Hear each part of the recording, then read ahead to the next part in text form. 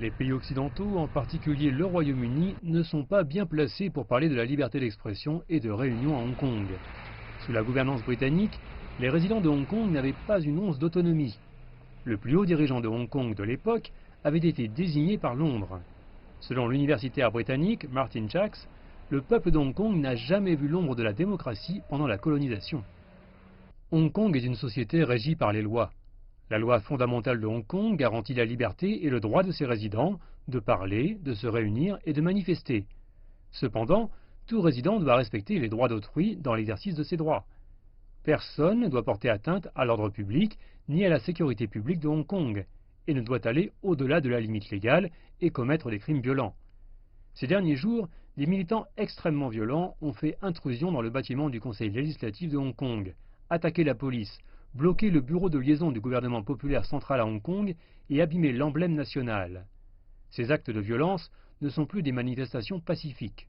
C'est une provocation flagrante aux lois de Hong Kong, au principe d'un pays deux systèmes et à l'autorité du gouvernement central. Maintenant, la police de Hong Kong traite les actes de violence conformément à la loi. Elle remplit leur mission de maintenir la stabilité sociale et préserver la dignité d'une société régie par les lois. Au cours des 22 années écoulées depuis le retour de Hong Kong à la patrie, le gouvernement chinois a effectivement mis en œuvre le principe d'un pays, deux systèmes. Avec un haut degré d'autonomie, les habitants de Hong Kong jouissent de droits et libertés démocratiques sans précédent, conformément à la loi, tandis que le PIB de Hong Kong est passé de 1 370 milliards de dollars en 1997 à 2 840 milliards de dollars en 2018. Selon les récents reportages des médias, les activités criminelles violentes à Hong Kong ont été manipulées et orchestrées par les forces extérieures. La police locale a saisi les puissants explosifs TATP et a arrêté des suspects, dont l'un est soupçonné d'entretenir des liens avec des terroristes internationaux. En même temps, des consulats basés à Hong Kong ont relayé des propos irresponsables tout en ignorant les principes du droit international et des relations internationales. On peut déduire à partir de ces signes que les récentes violences à Hong Kong n'ont rien à voir avec la liberté d'expression et de réunion, qu'il s'agit d'un crime organisé en collusion avec des forces extérieures.